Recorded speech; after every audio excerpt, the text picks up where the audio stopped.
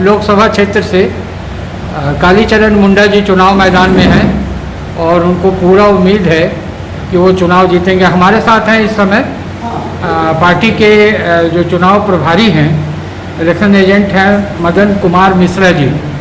तो आइए उनसे जानते हैं कि खूंटी में इस बार कालीचरण मुंडा जी की संभावना क्या है और इनकी चुनाव की तैयारी क्या है। जी बताएं सर। देखिए, कालीचरण मुंडा पूर्व के चुनाव में भी चुनाव जीत चुके थे। प्रशासन उनको हराया था। आज भी झारखंड उच्च न्यायालय में इसके लिए इलेक्शन याचिका पेंडिंग पड़ी हुई है। कोई अभी तक उसका रिजल्ट नहीं आया। इस बार कालीचरण मुंडा का हवा चल रहा है। हमारे जो अभी वर्तमान में सांसद हैं, इस क्षेत्र के लिए अगर कोई ऐसा काम किए हैं तो आप उन्हीं से पूछ लें कि वे खूंटी लोकसभा के लिए क्या किए हैं। मगर वो तो ट्राइबल अफेयर्स के मंत्री हैं, केंद्र सरकार में बड़े मंत्री हैं, तब भी उन्होंने कोई काम नहीं किया। यही तो रोना है।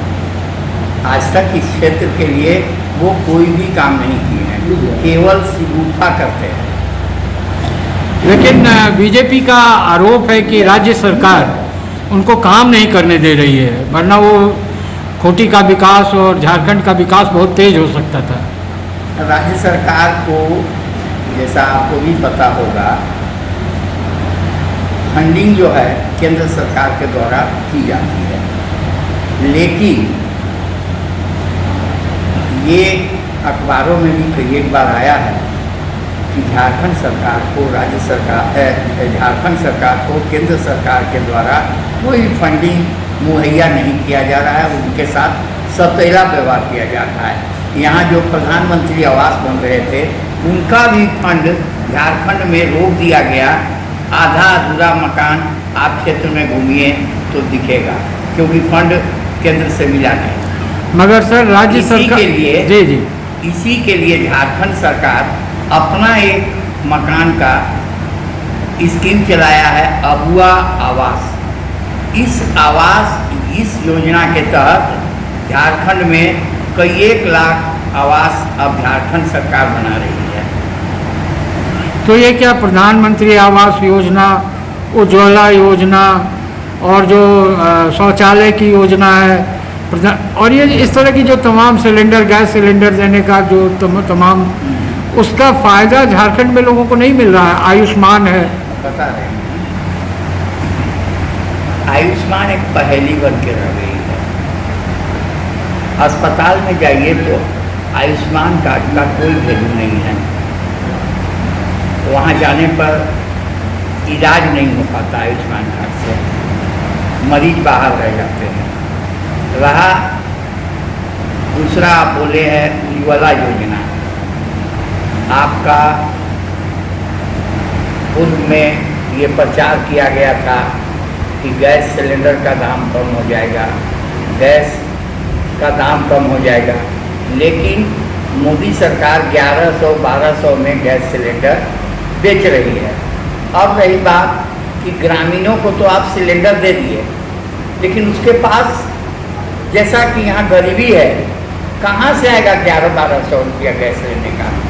इसलिए वो उज्ज्वला घर में एक और रखा हुआ है, उससे आम जनता को कोई फायदा नहीं। मगर मोदी जी ने तो इस समय गैस का भी दाम कम किया है, पेट्रोल का भी दाम कम किया है। 450 से बढ़ा के 1200 कर दिए और उसके बाद 100 घटा दिए, तो उससे क्या होगा?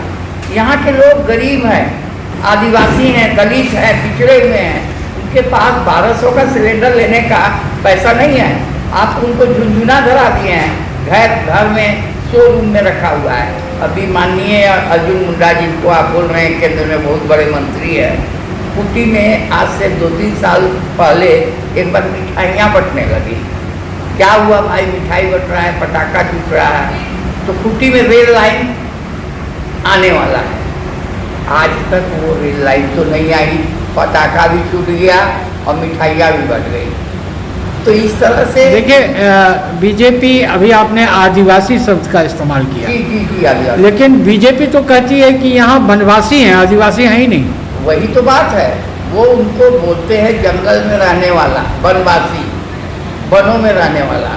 लेकिन हम बोलते हैं कि वो आदिवासी है, यहाँ के आदि निवासी, यहाँ के मालिक जो सबसे पहले यहाँ आए वो आदिवासी है, उनकी मलकियत है, उनका अधिकार है यहाँ के हर क्षेत्र में। लेकिन वो तो बीजेपी का कहना है कि वो वनवासी है, वनों में रहने वाला, शहर में वो नहीं रह सकते। देखिए अर्जुन मुंडा जी तो ट्राइबल अफेयर्स मिनिस्टर हैं। जी। और यहाँ ट्राइबल की आबादी बहुत ज़्यादा है जी, 65%। तो उन्होंने क्या काम किया आखिर? वही तो मैं बोल रहा हूँ कि अर्जुन मुंडा को पूछिए कि ट्राइबल के लिए आप क्या काम किए हैं। आज वो बताते हैं कि राष्ट्रपति ट्राइबल को बना दिया। अब बताइए, प्रधानमंत्री कुर्सी में बैठे रहते हैं और वो आदिवासी महिला जो हमारी राष्ट्रपति है उसको खड़ा करना पड़ता है, तो वो ट्राइबल को तो बेइज्जत कर रहे हैं। नहीं, लेकिन मोदी जी का तो नारा है अब की बार 400 पार, और देश का नाम बहुत ऊंचा कर दिया, राम मंदिर बनवा दिया। बाप रे बाप। मोदी जी का नारा 400 पार, मोदी जी का नारा था अच्छे दिन आएंगे। मोदी जी का नारा था हर व्यक्ति के खाते में 15,000 रुपया, 15 लाख रुपया। आज वो नारा कहाँ गया? वैसे ही 400 का नारा भी वैसे ही हो जाएगा। लेकिन मोदी जी गारंटी पे गारंटी दे रहे हैं, कह रहे हैं जो लाभार्थी वर्ग है वो लाभार्थी वर्ग सब उनको वोट देगा। सुनिए, मोदी जी की गारंटी तो ये भी थी कि हर साल 2 करोड़ युवाओं को वो नौकरी देंगे। ये गारंटी उनकी कहाँ गई? युवाओं को तो ये भी बोले कि पकौड़ी तलेंगे, ये वो भी एक रोजगार है, वो भी नहीं मिला। पकौड़ी तलने का भी पैसा नहीं है लोगों के पास, तो इनकी गारंटी का कोई वैल्यू नहीं है। देखिए मोदी जी कह रहे हैं अग्निवीर योजना लेकर आए, हाँ, और उसमें बहुत सारा रोजगार सेना में मिल रहा है लोगों को। अच्छा, 4 साल के लिए। पहले पूरे दिन के लिए सैनिकों में बहाली होती थी, लोग रिटायर करते थे, मरते थे तो शहीद का दर्जा मिलता था। आज अग्निवीर में ले रहे हैं। 4 साल नौकरी करो, 4 साल के बाद फिर फुटपाथ में आ जाओ, ताकि अंबानी और अडानी के फैक्ट्रियों में आप गार्ड का नौकरी कर सकते हैं। इस समय हेमंत सोरेन जी जेल में हैं, और उसका असर जो है वो 14 लोकसभा जो क्षेत्र है झारखंड में, उस पर कितना पड़ेगा चुनाव के नतीजों पर? उसका करारा जवाब भारतीय जनता पार्टी को, केंद्र सरकार को लोग देंगे। एक आदिवासी मुख्यमंत्री जो खुशहाल झारखंड बनाने का नारा दे रहा था, उसको जमीन में उतार रहा था, वो देखा नहीं गया। उनका जो षड्यंत्र है वो झारखंड में नहीं चलने लगा, तो वो उनको जेल में डाल दिया। आप ही बताइए, जो आदमी के नाम पर जमीन का कोई कागजात नहीं है, अब मान लीजिए मैं यहाँ बैठा हुआ हूँ, अब कोई दूसरा आदमी ये बोल दें कि ये आदमी इसको खरीद लिया, तो मैं तो खरीदा नहीं हूँ। किसी एक आदमी के कहने पर आप उसको जेल में डाल दिए। तो आपको लगता है कि जो झारखंड की जनता है केंद्र सरकार की इस कोशिश का बदला लेगी, या झारखंड की जनता भारतीय जनता पार्टी से बदला लेगी? यहाँ के एक एक आदिवासी हेमंत सोरेन को जेल से छुड़ाने के लिए अपना वोट का शक्ति प्रदर्शन करेंगे। रविकांत मिश्रा जी भी हमारे साथ हैं। आप बताइए रविकांत जी, आपको यहाँ की जनता, आपका एजेंडा क्या है, आपको क्यों वोट दे? हम लोग का एजेंडा है कि जो केंद्र सरकार संविधान को ख़त्म करने के लिए, आदिवासी मूलवासियों के हक को ख़त्म करने के लिए जो लगी हुई है, दुष्प्रचार कर रही है, उसके लिए हम लोग लड़ाई लड़ रहे हैं। जल जंगल जमीन का लड़ाई लड़ रहे हैं हम लोग इस क्षेत्र में। कांग्रेस पार्टी खूंटी की जनता के लिए आप क्या देंगे? हम लोग खूंटी की जनता को संवैधानिक सुरक्षा देंगे। हर महिला को हमारे घोषणा पत्र में जो गरीब महिला है उनको 1 लाख रुपया दिया जाएगा। सबसे बड़ी बात है, जो हमारा क्षेत्र है ये आदिवासी बहुत पलायन करते हैं, यहाँ से दूसरे राज्यों में जाते हैं गरीबी के कारण काम करने के लिए। जो हमारी घोषणा पत्र में है कि कि हम 400 रुपया मनरेगा में देंगे, उससे पलायन रुकेगी, यहाँ के गरीब आदिवासियों को, मूलवासियों को उसका फायदा होगा। और ये योजना शहरी क्षेत्रों में भी हमारी सरकार आएगी तो लागू होगा, इसका फायदा हमारे क्षेत्र को होगा। लेकिन बीजेपी भी तो बहुत सारी फ्रीबीज दे रही है, मुफ्त राशन है, बहुत सारी चीज़ें मुफ्त दे रही है, तो आपका मुकाबला कैसे करेंगे? ये तो जब आज़ादी हुआ तो उस समय से अथी आपको इसके राशन आपको मिल रहा है सब गरीबों को। हम लोग बचपन में हम लोग भी झोला लेके सामान लेने के लिए जाते थे, जो कि उचित मूल्य पर मिलता था, जिसमें चीनी भी होता था, जिसमें बढ़िया गेहूं भी होता था, उसको हम लोग खाते थे। अभी भी सरकार दे रही है, पहले भी सरकार 1 रुपया में देती थी। 5 किलो में क्या होगा, किसी का कुछ होने का तो नहीं है। 5 किलो अनाज में कुछ तो हो नहीं रहा है किसी को। आप उसको झुंझुना पका दिए, 5 किलो अनाज लेके 1200 रुपया 1100 रुपया लेके सिलेंडर लेके वो खाना कहाँ से पकाएगा? हमारे साथ समी आलम जी भी हैं, मोहम्मद समी आलम। ये बताइए समी आलम जी, बीजेपी ने किसी भी अक़लियत के कैंडिडेट को अपना टिकट नहीं दिया है, इसको आपका समाज किस रूप में देखता है? सबसे पहली बात है कि भारतीय जनता पार्टी माइनॉरिटी जो मुस्लिम कम्युनिटी है, शुरू से लेकर आज तक सिर्फ ठगने का काम किया। एक लॉलीपॉप देकर के झुनझुना पकड़ा दिया है कि हम सबका साथ सबका विकास कर रहे हैं, लेकिन सबसे अधिक और सबसे ज़्यादा अगर किसी को प्रताड़ित करने का काम किया है तो अल्पसंख्यक मुस्लिम समुदाय को भारतीय जनता पार्टी और उसकी केंद्र की सरकार ने किया है। अब इतिहास उलट कर देखिए, आज जिस प्रकार का नारा दे रहे हैं हिंदू मुस्लिम मंदिर मस्जिद, ये करके हमको प्रताड़ित किया जा रहा है, तो हमको सम्मान कहाँ दे रहे हैं? वो कहने के लिए ज़रूर है, और वो अपने कुछ नेताओं को आगे बढ़ा करके माइनॉरिटी को बरगलाने का काम कर रहे हैं। लेकिन सत्यता यही है कि वो अगर वोट भी पा रहे हैं तो एक मुखौटा पहने हुए कि हम सबका विकास कर रहे हैं, लेकिन अल्पसंख्यक मुस्लिम को प्रताड़ित किया। मोदी जी ने अभी हाल में एक बड़ा मशहूर भाषण दिया है, जिसकी पूरी दुनिया में चर्चा हो रही है कि कांग्रेस सत्ता में आई तो हिंदू महिलाओं का मंगलसूत्र छीनकर मुसलमानों में बांट देंगे। तो आपको ये मजाक लगता है, इस पे दया आती है, या आपको लगता है कि एक प्रधानमंत्री को ऐसा नहीं बोलना चाहिए था?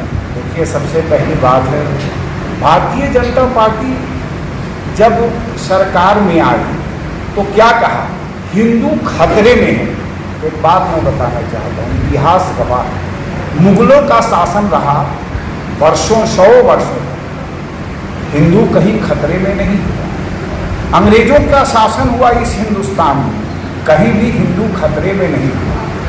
70 सालों तक हमारी पार्टी कांग्रेस की सरकार रही या हमारे यूपीए गठबंधन की सरकार रही, कहीं हिंदू खतरे में नहीं हुआ।